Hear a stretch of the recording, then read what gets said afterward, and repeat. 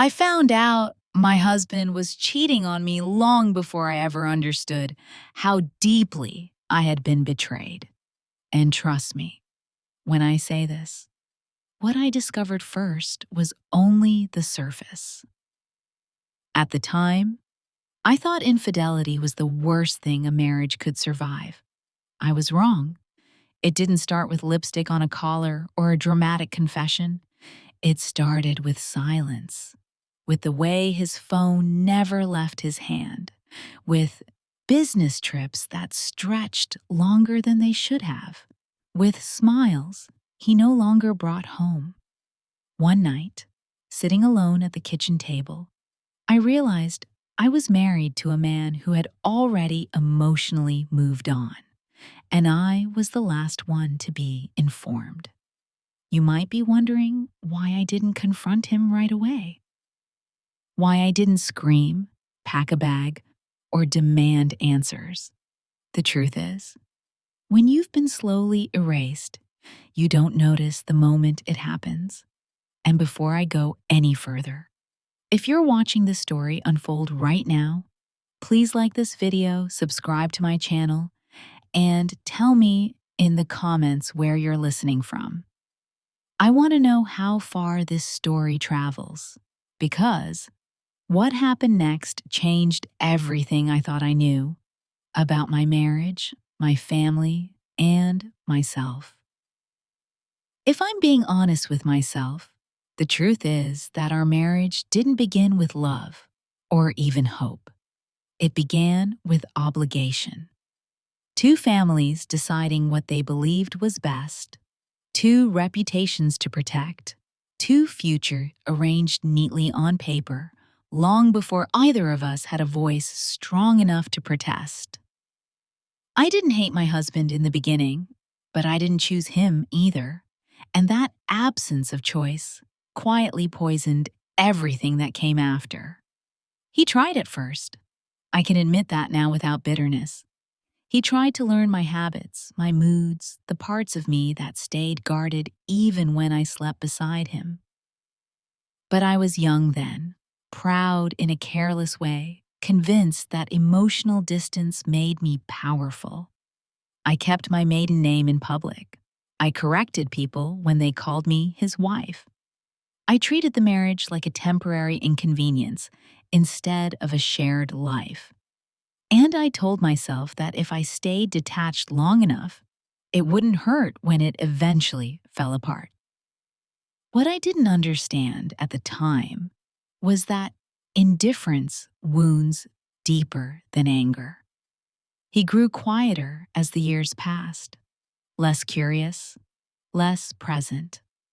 His sadness became something I stepped around rather than acknowledged, and I convinced myself that he was trapped, just like I was, that neither of us could truly leave.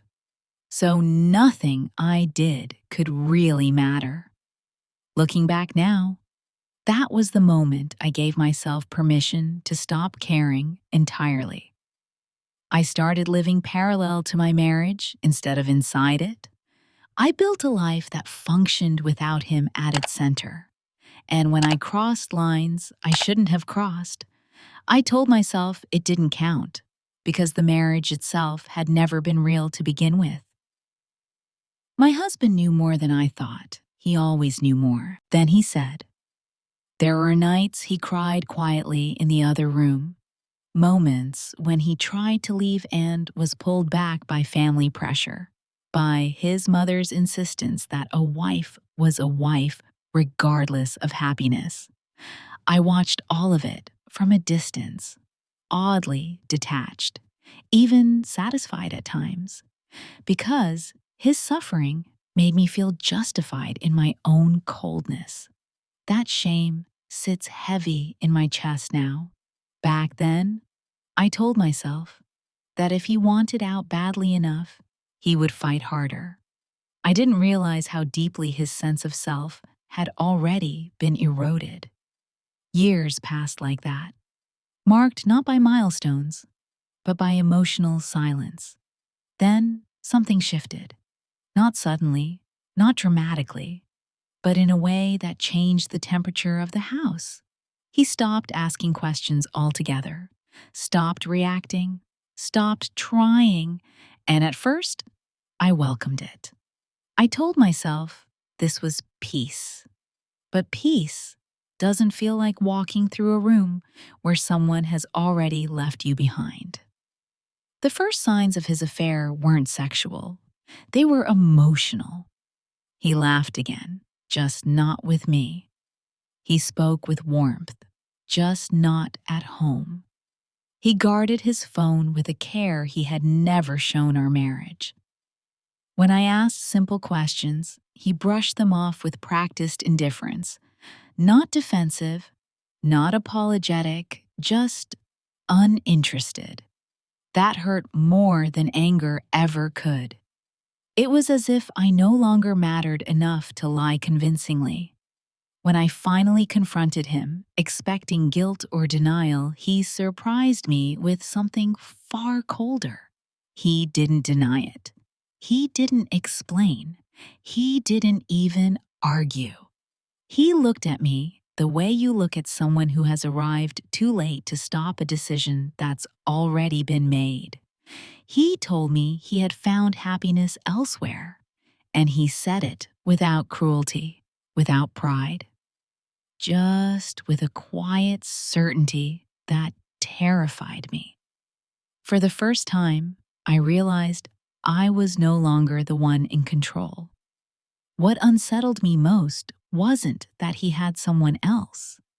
It was how openly he began to exist in that life. He spoke about her casually, about her dreams, her laughter, the way she understood him. He spoke about their child with a tenderness I had never heard when he talked about our family, and every word landed like a reminder of everything I had dismissed as unimportant when it was still mine to nurture. I found myself asking questions I didn't recognize, jealous questions, insecure questions, and each time he responded with a soft laugh that felt like a door closing. Through all of this, his mother remained a constant presence, calm, composed, observant. She never scolded him, never defended me. She spoke about patience, about dignity, about family unity, and I clung to those words because I needed to believe someone was still standing in the middle, still invested in preserving what was left. I didn't notice then how rarely her advice involved accountability, how often it required my silence. I told myself that affairs happen, that marriages survive worse, that this was just another humiliation I would endure and move past. But something inside me had begun to rot quietly. I wasn't angry yet. I wasn't ready to fight. I was confused by the way his happiness disturbed me more than my own loneliness. I was unsettled by the realization that the man I once dismissed had grown beyond me. And I was standing still, trapped not by obligation anymore, but by regret. At that point, I still believed the betrayal was between two people. I still believed the damage was contained. I had no idea that what I was seeing was only the visible part of a much deeper wound, or that the silence surrounding me wasn't neutrality at all, but complicity waiting for the right moment to reveal itself. By then, he no longer tried to hide her. Not in the careful, secretive way people usually associate with affairs, but in a way that felt almost deliberate, as if concealment itself had become unnecessary. He didn't bring her into our home, but he brought her into our conversations, into our daily language, into the spaces that had once belonged exclusively to us. He mentioned her casually, the way one might mention a colleague or an old friend, slipping her name into sentences without warning, and watching my face as if measuring how much more I could absorb. At first, I pretended not to notice. not because I was strong, but because acknowledging it would mean admitting that I was no longer his wife in any way that mattered. He talked about her happiness openly, about how she understood him, about how peaceful his life felt when he was with her. Sometimes he spoke as if I were a distant relative, rather than the woman who had shared his name for years. When I tried to remind him of boundaries, of respect, he tilted his head slightly and smiled in a way that made my stomach tighten. It wasn't cruel, not overtly, but it was dismissive, like someone indulging a complaint they had already decided to ignore. He told me I was overthinking things, that honesty was better than secrecy, that I should be grateful he wasn't lying. And somehow, in those moments, I found myself apologizing for being hurt, as if my pain were an inconvenience rather than a consequence. The comparisons began subtly, then grew sharper with time. He spoke about the way she listened, the way she supported his dreams, the way she made him feel respected. He didn't say it outright, but the implication was clear enough that it lodged itself under my skin. When he talked about children, the contrast became unbearable. He spoke of her child with a softness I had never heard when he talked about ours, describing the future with a warmth that felt deliberately exclusionary. It wasn't that he denied his responsibilities to our family. It was that he spoke of them like obligations already fulfilled, while her future was described like a promise still worth protecting. I tried, at first, to keep my questions measured. I asked what he wanted, where he saw us going, whether there was any part of this marriage he still intended to salvage. Each question was met with that same quiet laugh, the one that carried no humor at all. He told me that nothing had changed, even as everything clearly had. He said we were still a family, even as he built a separate emotional life that didn't include me. He insisted that I was imagining abandonment, that he hadn't gone anywhere, but every night he chose distance over conversation, silence over explanation. What hurt the most wasn't the affair itself, but the way he spoke to me once he realized I no longer had leverage. There was no rage, no dramatic cruelty, just a steady erosion of my position in his life. When I cried, he looked uncomfortable rather than remorseful. When I asked him to stop discussing her in front of me, he shrugged and said he didn't want to censor his life anymore. Once, when I told him he was breaking me, he smiled faintly and said I was stronger than I thought, as if resilience were an excuse for neglect. That was the moment I understood that my suffering had become irrelevant to him. Still, I clung to the idea that this was between us, that whatever had gone wrong existed solely in the space between husband and wife. His mother remained present, steady, offering words that sounded reasonable enough to calm me in the moment. She spoke about patience, about giving him space, about not provoking unnecessary conflict. She reminded me that marriages endure storms, that dignity lies in restraint. I listened because I needed someone to believe in the possibility that this pain had limits, that there was still a center holding everything together. I didn't notice then, how her advice always seemed to require my silence, my endurance, my willingness to absorb humiliation without response. There were moments when I felt myself slipping out of my own life. Decisions were made without me. Plans were discussed as if I were a temporary fixture rather than a permanent presence. He talked about travel, about moving forward, about a future that didn't quite include me. And when I pointed that out, he laughed again, softer this time, and said I was being dramatic. That word stayed with me. Dramatic. As if reacting to erasure were an overreaction rather than a natural response. I started to sense that something deeper was unfolding, something that extended beyond an affair or a failed marriage. There was a confidence in him that hadn't existed before, a certainty that suggested preparation, not impulse. He seemed unafraid of consequences, unmoved by my distress, as though he already knew how this would end.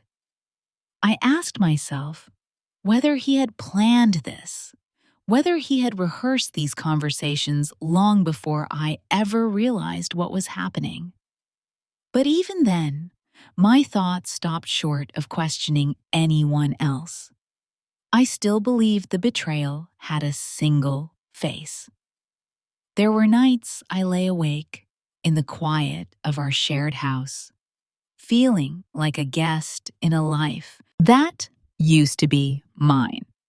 I replayed conversations, searched for moments where I might have intervened sooner, loved better, spoken differently.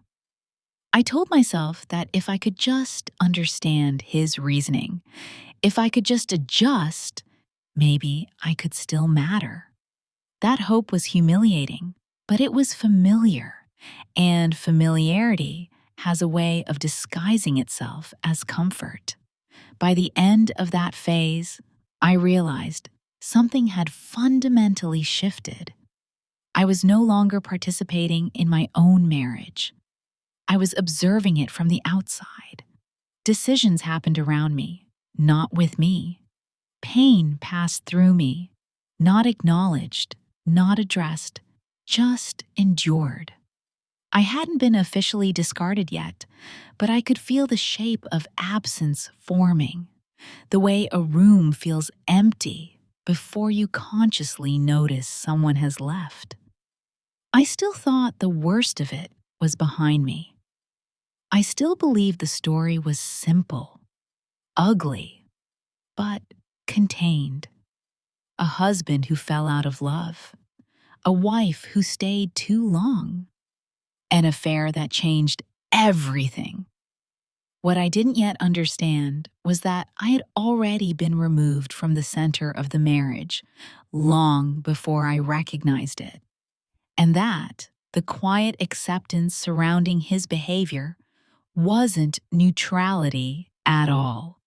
It was something far more deliberate, waiting patiently for the moment when I would finally realize how alone I truly was. Looking back now, I realize the first warning signs didn't come from my husband at all.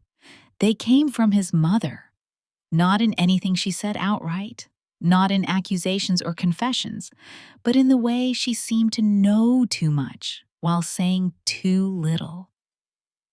At the time, I dismissed it as intuition, as a mother's closeness to her son.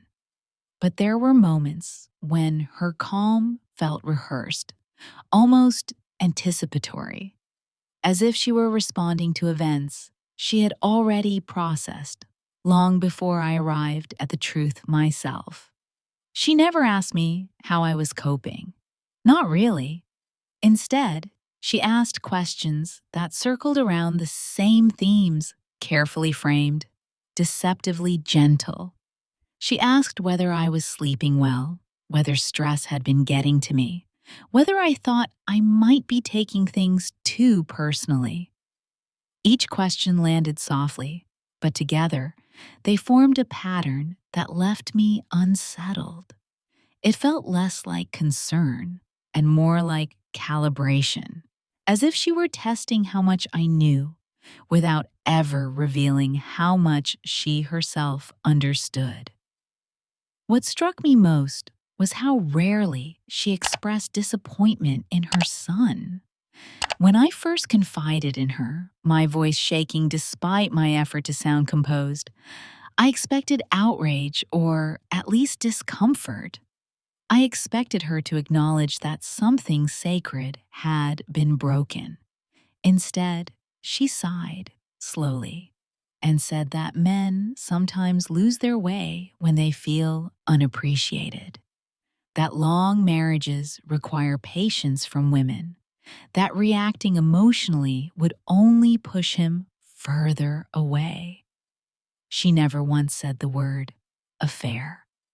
She never once named what he had done. It was as if refusing to label it would somehow reduce its gravity. There were moments when she defended him so smoothly that it took me a while to realize what she was doing. When I mentioned how openly he spoke about the other woman, she smiled faintly and said, honesty was better than deceit, that at least he wasn't living a double life in secret. When I told her how deeply it hurt to hear him compare futures, she reminded me that men express themselves clumsily, that I shouldn't assign intention where there might only be confusion. Each defense came wrapped in reason, delivered without heat, without passion, which made it harder to challenge. I left those conversations feeling smaller, not reassured. What disturbed me most was her timing. She often called just after arguments, just after moments when my composure had cracked. She knew when things escalated without me telling her. At first, I assumed my husband was confiding in her, seeking comfort as sons often do. But there was a precision to her awareness that didn't quite align with that explanation. She wasn't reacting, she was anticipating. She spoke as though she were already familiar with the outcome, as though my pain were a stage she had watched before and knew would eventually pass. I began to notice how her language positioned me, subtly, persistently, as the variable. She spoke about adaptability, about knowing when to bend for the sake of family harmony. She reminded me of the importance of maintaining dignity, which always seemed to mean staying quiet.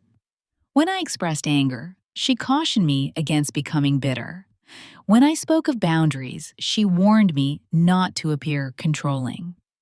Somehow, no matter the issue, the solution always required something from me, never from him. There was one conversation in particular that stayed with me. I had told her that I felt erased, that my place in the marriage no longer seemed secure. She listened patiently, nodding, then said something that sounded supportive, but felt deeply wrong. She said that sometimes women mistake transition for abandonment, that roles evolve, and resisting that evolution only creates unnecessary suffering. It was said gently, almost kindly, but the implication was unmistakable. What I was experiencing wasn't betrayal, it was progress. And my discomfort was simply resistance to change. I left her house that day with a hollow feeling in my chest. I couldn't yet articulate what troubled me, only that something fundamental was misaligned. She wasn't shocked by the affair. She wasn't angry about it. She treated it like an inconvenient phase, something to be managed rather than confronted. And while she never openly sided against me, she never truly stood beside me either. Her neutrality felt curated, deliberate, shaped to guide me toward acceptance rather than resolution. Still, I didn't allow myself to draw conclusions. I told myself I was projecting, that grief and humiliation can distort perception. I reminded myself that not all mothers react dramatically, that some prefer calm over confrontation. I wanted to believe that she was trying, in her own way, to hold the family together. That belief was easier than considering the alternative. But doubt has a way of settling quietly, like dust you don't notice, until the light hits it just right. I started replaying her words, her pauses, the way she never asked questions that might have required uncomfortable answers. I noticed how quickly she redirected conversations away from accountability, how expertly she reframed pain as misunderstanding. It felt less like mediation and more like narrative control. At night, lying awake, I wondered whether she had known before I did, whether the calm she wore so effortlessly was born from foresight rather than wisdom. I didn't yet believe she was complicit, not consciously, not maliciously, but a new thought had taken root, unsettling and persistent. What if this hadn't surprised her at all? What if somewhere along the way, she had already made peace with a future that didn't include me in the way I once imagined? I wasn't ready to confront that possibility. I wasn't ready to assign intent where there might only be emotional distance. But the feeling wouldn't leave me. It followed me through conversations, through quiet dinners, through moments when I caught her watching me with an expression I couldn't quite read. It was the sense that I had arrived late to a story that had already been outlined, that the people around me were speaking from knowledge I didn't yet possess. At that point, I still believed the betrayal had one primary source. I still believed that if I could just address what was happening between my husband and me, everything else would fall into place. But something had shifted in my awareness. The ground beneath the marriage no longer felt unstable, only because of his actions. It felt as though unseen hands had been shaping the terrain for some time, smoothing certain paths, blocking others, guiding the outcome long before I ever understood the game I was part of. The rupture didn't come during an argument or a confession. It came the way life's most irreversible moments often do, suddenly, impersonally, and without regard for emotional timing. There was an accident, a phone call delivered in a neutral voice, the kind professionals use when they don't want to say too much. By the time I arrived at the hospital, the facts had already hardened into something unchangeable. Someone was gone. And with that loss, whatever fragile balance had still existed in our family collapsed completely. The days that followed blurred together in the way grief rearranges time. The funeral was orderly, dignified, almost efficient. People came, paid their respects, said the expected words. My husband stood beside me, close enough to be seen together, distant enough to remind me that we were no longer aligned. His mother moved through the space with a composed authority that unsettled me. She greeted guests, managed logistics, made decisions quietly but decisively. I told myself this was strength, that someone had to hold things together. Still, there was something about how prepared she seemed, how little hesitation she showed, that stayed with me long after the service ended. I was exhausted in a way that went beyond grief. Loss layered itself on top of betrayal, confusion, and the persistent ache of being displaced in my own life. I assumed, foolishly, that tragedy would slow things down, that whatever conflicts existed would pause out of basic human decency. I thought there would be space to breathe, to process, to mourn. Instead, everything accelerated. 2 weeks after the funeral, I was served divorce papers. Not at home, not through a conversation. At my workplace, during business hours, handed to me by someone who did not know my name and did not care what this moment would do to me. I remember standing there, holding the envelope, feeling as though the floor had tilted beneath my feet. The timing was surgical, precise, as if grief itself had been factored into the strategy. The filing was flawless, every detail accounted for, allegations outlined cleanly, evidence referenced methodically, demands stated without excess. There were no emotional accusations, no unnecessary hostility. It wasn't a document written in anger, it was written in certainty. I didn't speak to my husband directly. Communication came through his attorney, a man whose voice carried no curiosity about how I felt, only a clear understanding of what his client wanted. It was in that moment that I realized this hadn't been a reaction. It had been a plan.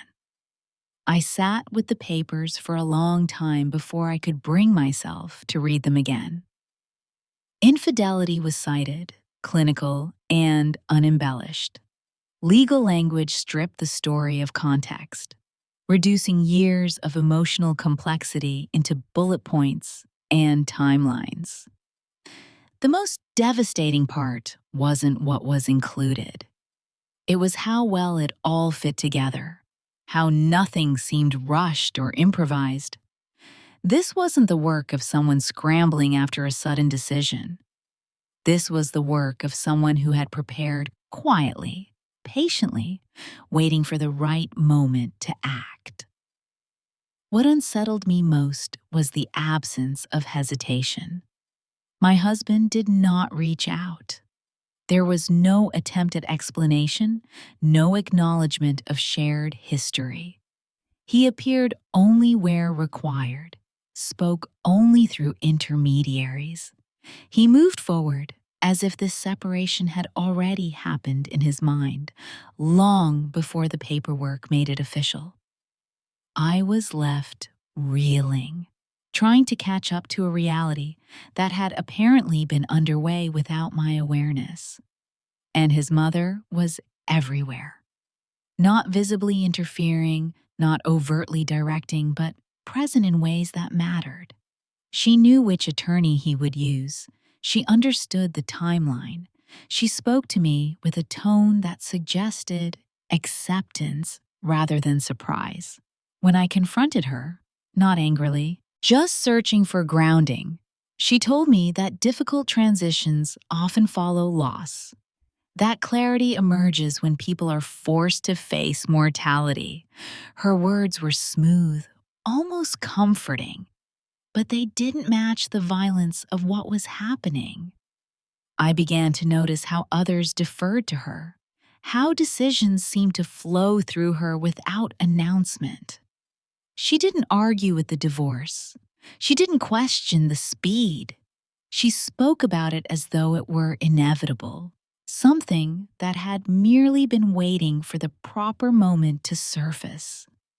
When I asked her if she had known this was coming, she paused just long enough to register, then said that she had always trusted her son to do what was best for his future. The phrasing struck me. Not what was best for the family, not what was fair, what was best for his future. I felt foolish for not seeing it sooner, for believing that neutrality existed in a situation this calculated. Still, I wasn't ready to name her role. I told myself she was protecting her child, that grief can sharpen instincts, that I was projecting intent where there might only be pragmatism. But the feeling wouldn't leave me. The sense that I was reacting to events that had already been quietly orchestrated. The speed was what broke me. Grief hadn't even settled into my bones before my marriage was dismantled with legal efficiency.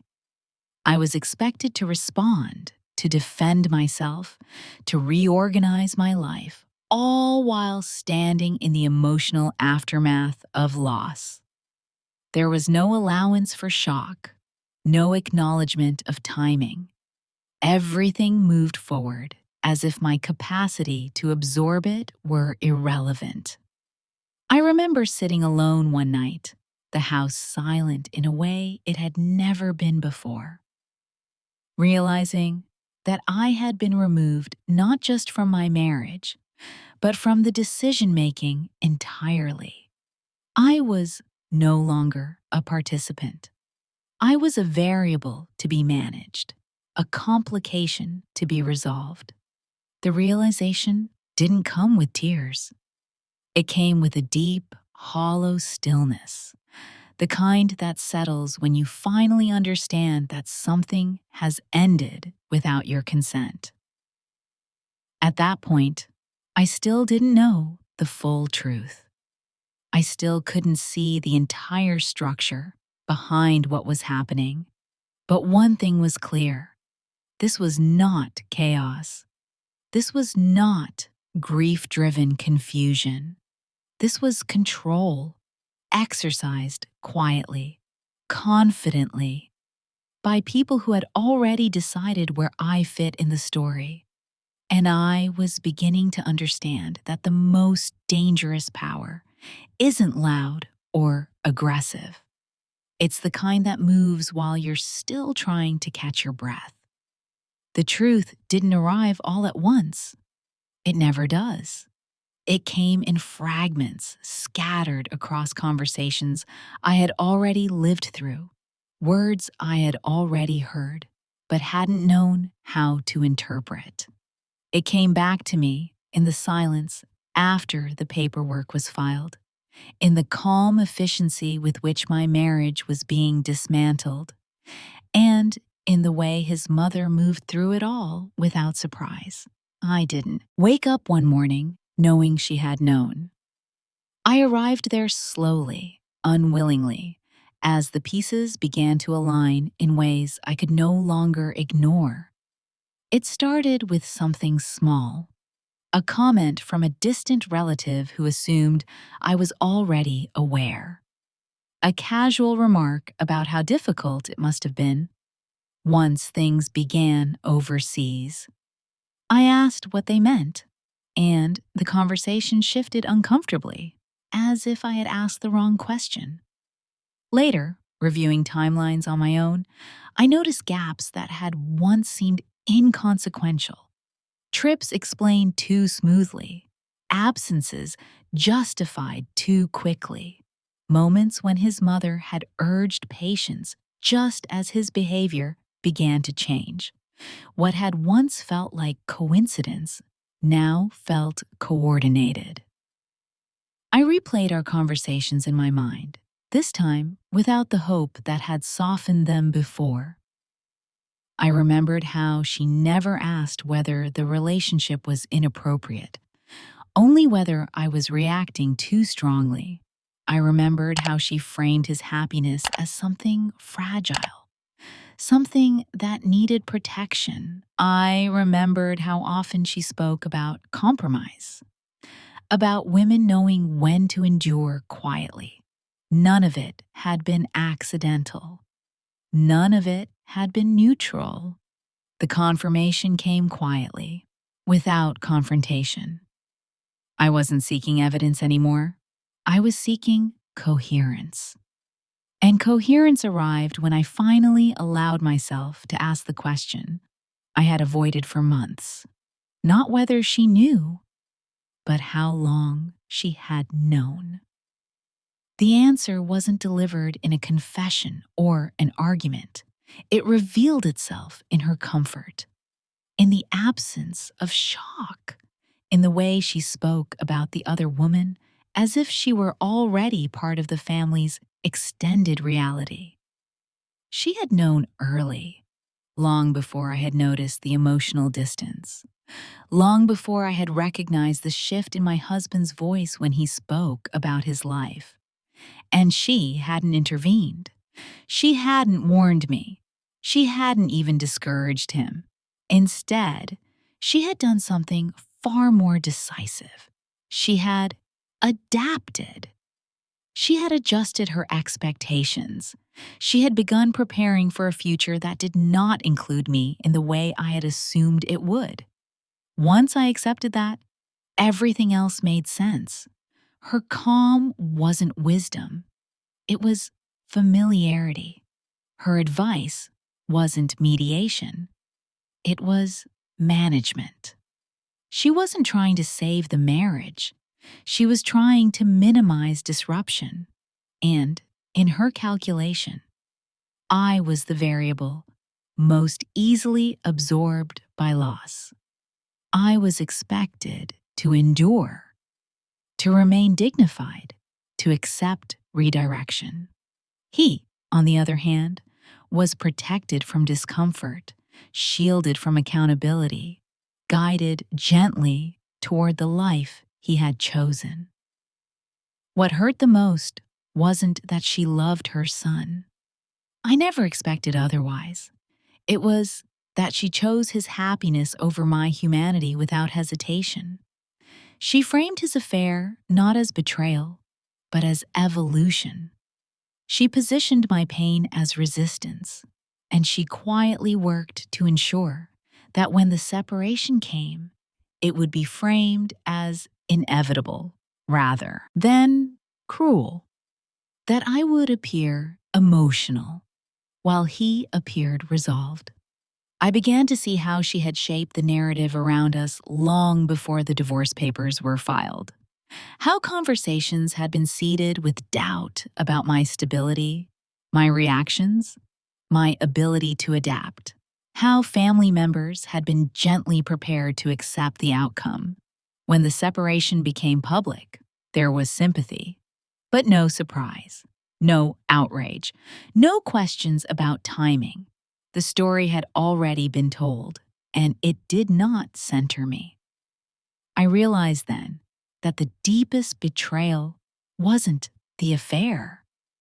Affairs are intimate, painful, but limited in scope. This was different.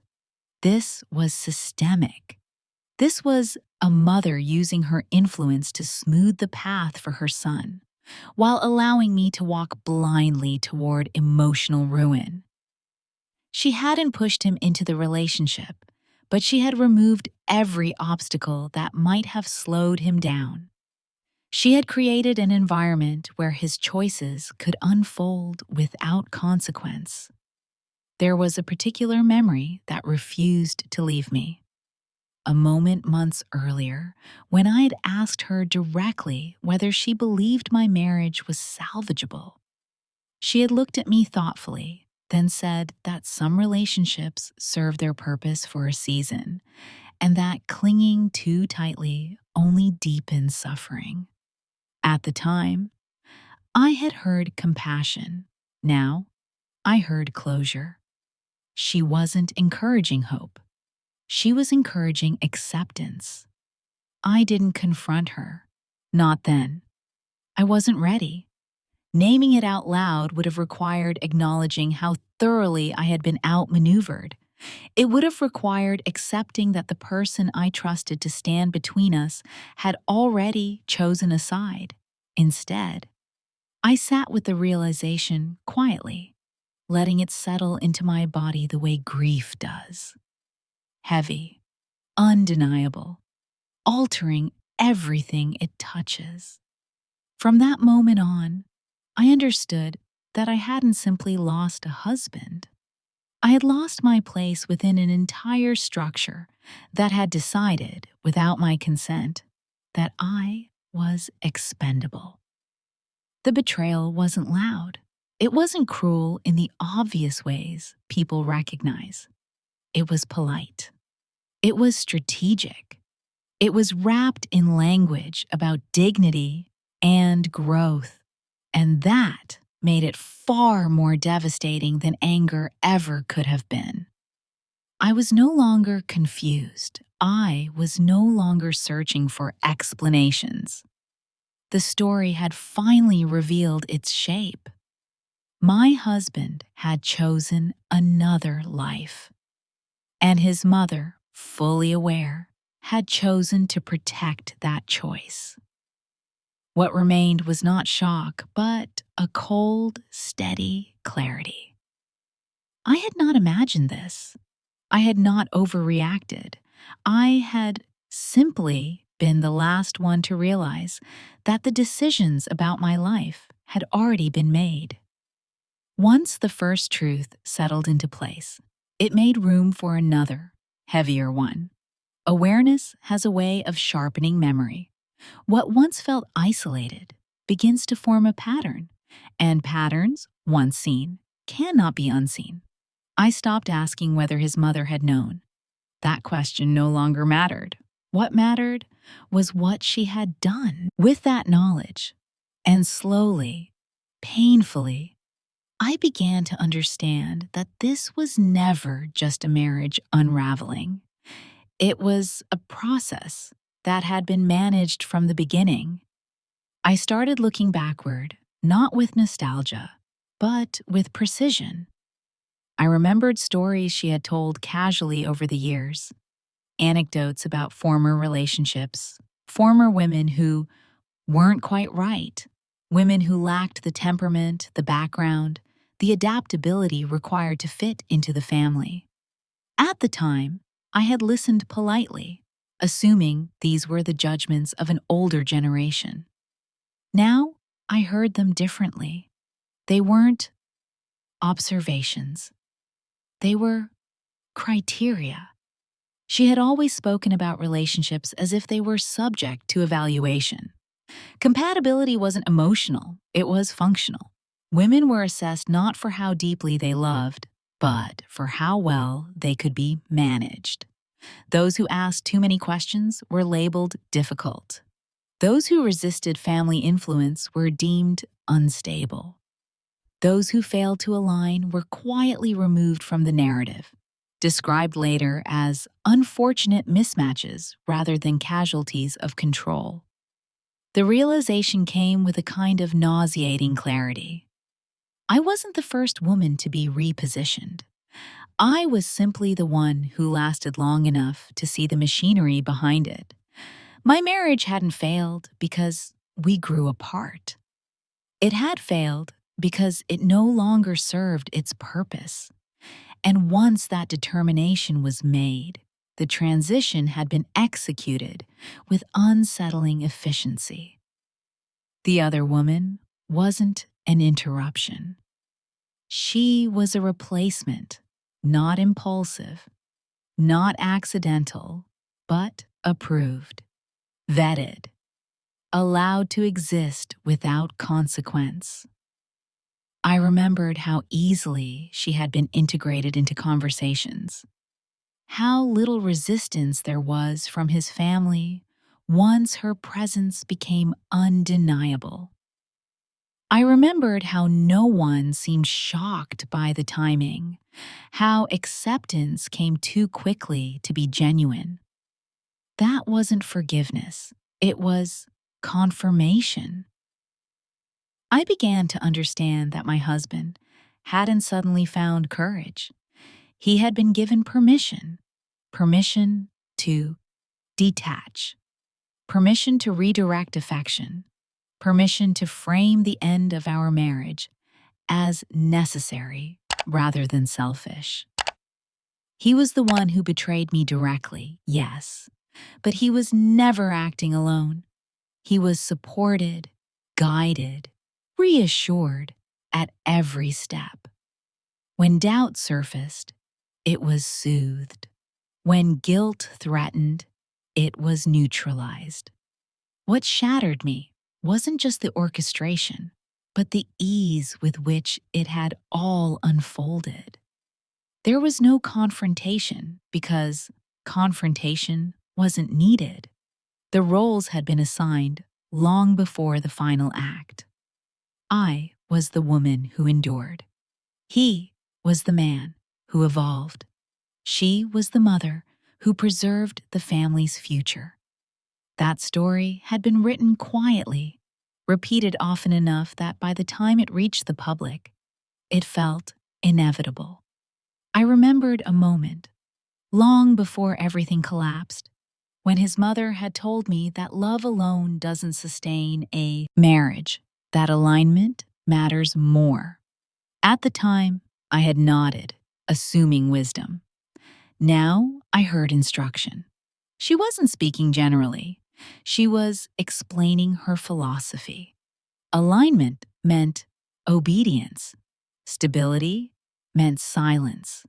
Love was optional.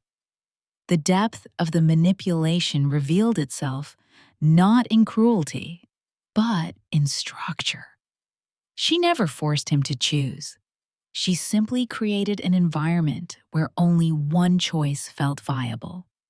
She never attacked me directly. She reframed me until others questioned my place without her having to say a word.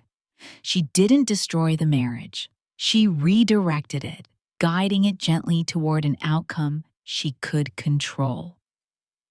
I realized then that my husband's laughter, the one that had haunted me for months, hadn't been born from freedom. It had been born from reassurance. He wasn't afraid of consequences because he had been taught there would be none. He wasn't anxious about fallout because someone had already calculated it for him. His confidence wasn't strength, it was insulation. Seeing it this way changed something fundamental inside me. The pain didn't disappear, but it transformed. It became colder, clearer. I stopped blaming myself for not fighting harder, for not noticing sooner. You cannot win a game you don't know you're playing. And I had been playing by rules that didn't apply to me. I didn't confront her, not yet. I understood then that confrontation would give her what she had always maintained: control of the narrative. She would express disappointment, sadness, concern. She would speak of misunderstandings and emotional reactions. And once again, the story would bend away from truth. Instead, I watched, I listened. I allowed the full shape of the betrayal to reveal itself without interference. What emerged was undeniable. My husband was the visible hand that pushed me out of my marriage, but his mother was the architect who designed the exit. She didn't act out of malice. She acted out of loyalty to her vision of family, a vision that required order above empathy, continuity above fairness. And in that vision, I had become expendable. Understanding this didn't ignite rage. It extinguished illusion. I no longer wondered whether reconciliation was possible, whether apologies would come, whether explanations would soothe anything. The truth had moved beyond emotion. It had settled into fact. This was not a series of mistakes. It was a sequence of choices, supported, reinforced, and executed with intention. For the first time since everything began to unravel, I felt something close to stillness. Not peace, not yet, but clarity. I knew who had hurt me, and I knew how. I knew that the betrayal wore two faces, one that acted and one that authorized. And in that understanding, something inside me shifted. I was no longer reacting to damage. I was finally seeing the structure that caused it. And that knowledge, quiet as it was, marked the end of my confusion and the beginning of something far more dangerous to those who had underestimated me. Once I understood the structure behind the betrayal, I stopped reacting. There was no confrontation, no dramatic exit, no announcement meant to reclaim dignity through volume. I had learned by then that power doesn't announce itself. It moves quietly, deliberately, and always with documentation. While they believed I was still grieving, still disoriented, still processing loss, I was doing something far more dangerous. I was organizing reality. I didn't speak to my husband about it. I didn't threaten him or warn him. I let him believe his plan had worked, that I was retreating into silence the way I always had. Silence, in my case, had never meant surrender. It meant assessment. I gathered records, timelines, communications. I revisited agreements I had once skimmed past because trust had made them feel unnecessary. I learned very quickly how much of my life had been built on assumptions, and how many of those assumptions were reversible once exposed to the right light. The legal process became my language. Calm, exact, unemotional. I stopped trying to explain my pain and focused instead on accuracy. Every asset had a history. Every decision left a trail. Every narrative they had carefully curated relied on omissions I could now name. I didn't rush. Rushing is how mistakes are made.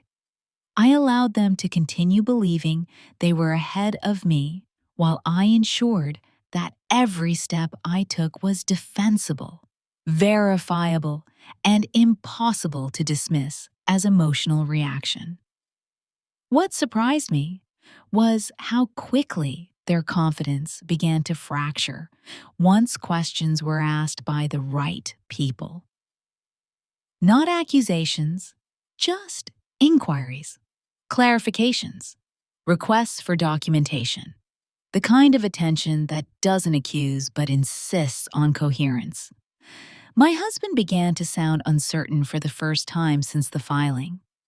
His tone shifted when he spoke to me, cautious now, as if he sensed movement without being able to locate its source.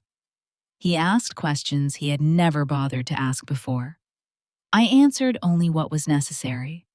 The family's authority, so solid when unchallenged, proved fragile under scrutiny. Their version of events depended heavily on silence and deference. Once that silence was replaced with formal process, cracks appeared. Statements contradicted each other. Timelines blurred. Explanations that sounded convincing in conversation dissolved when written down. I watched it happen without commentary, understanding finally that collapse doesn't require force. It requires exposure. The other woman noticed the shift before anyone else.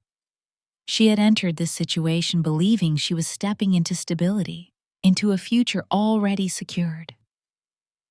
When that certainty wavered, her patience did too. I saw it in the way she began to demand reassurance, to push for guarantees that couldn't be given.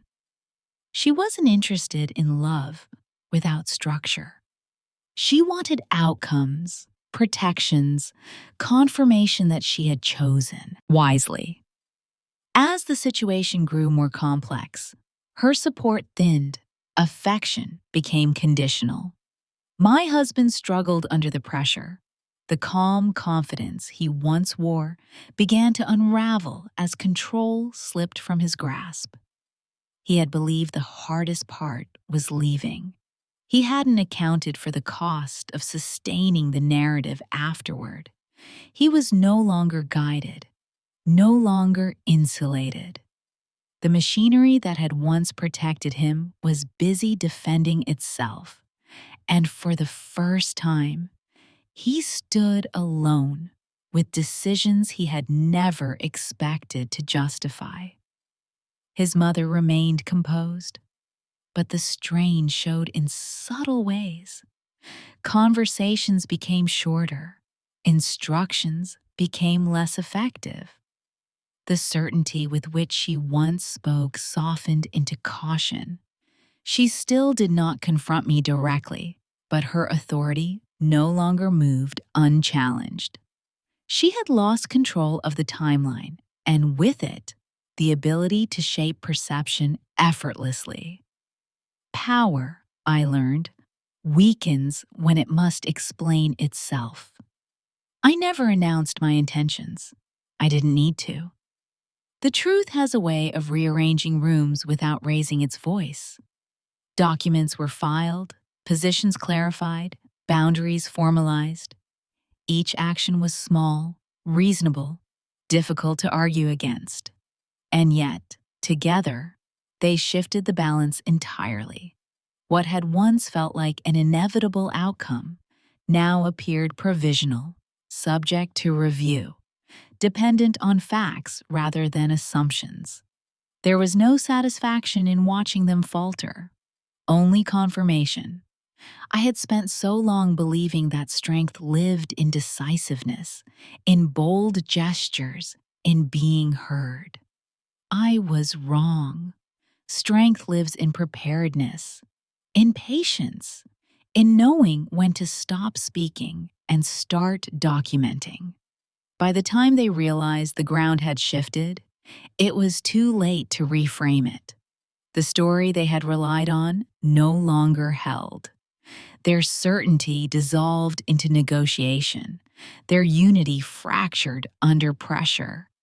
And I remained where I had always been, steady, precise, no longer pleading to be seen.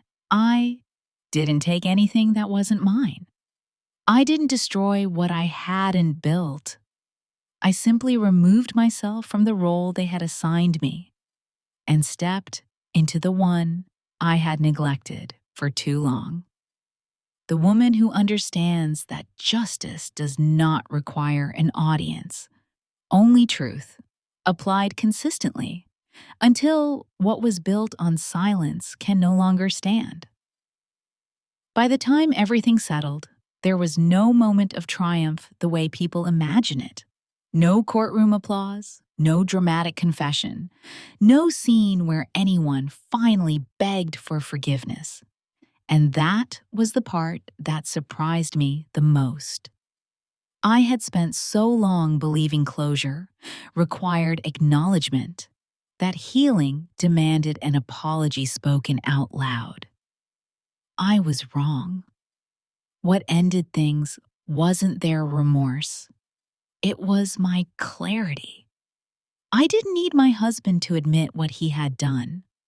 I didn't need his mother to acknowledge her role or explain her choices. I didn't need the other woman to understand the damage she had stepped into.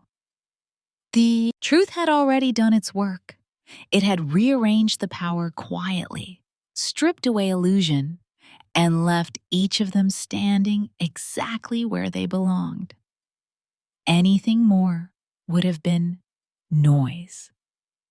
There came a day when I realized I no longer checked for messages. I no longer waited for the next move. Their lives continued, fractured and unresolved, but no longer intersecting with mine. I didn't feel victorious. I felt free. Free in the way you feel when you finally step out of a room where the air has been slowly suffocating you and realize you can breathe again without effort. I didn't walk away angry. I walked away informed. There's a difference. Anger keeps you tied to the outcome. Knowledge releases you from it. I understood then that staying, even to prove a point, would have been a form of participation.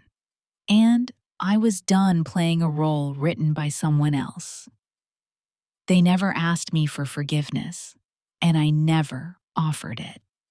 Not out of bitterness, but because forgiveness implies a relationship still exists.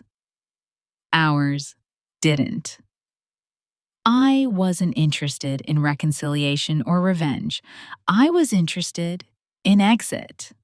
A clean one, a quiet one, the kind that doesn't require explanation because it is its own conclusion. I stopped defending myself to people who had already chosen what they wanted to believe. I stopped correcting narratives that no longer affected my life. When you leave a game, the rules stop applying to you. Let them argue over who won. I had already left the table. What remained was something gentler than satisfaction. It was self-respect, restored not through confrontation, but through withdrawal. I didn't prove my worth to them. I reclaimed it for myself. And that, I've learned, is the only kind of ending that lasts. Sometimes, women are taught that strength looks like endurance, that dignity means staying quiet, that leaving is a failure. But there is a different kind of strength, one that doesn't demand recognition. It's the strength to stop explaining, to stop hoping, to stop waiting for people who have already shown you who they are. I didn't win, and I didn't lose. I simply chose not to continue. And in that choice, I found something far more valuable than victory. I found peace that didn't depend on anyone else's behavior. If you're listening to this and seeing pieces of yourself in my story, I want to ask you something. If you realized one day that you were never meant to be a partner, only a placeholder, would you forgive and stay? Or would you walk away once you understood you were being used as a piece in someone else's game? If you feel comfortable, tell me in the comments. Share where you're listening from, or share your story if you've lived something similar. You don't have to be loud to be strong, and you don't have to be cruel to choose yourself. Sometimes, the most powerful thing a woman can do is leave quietly and never look back.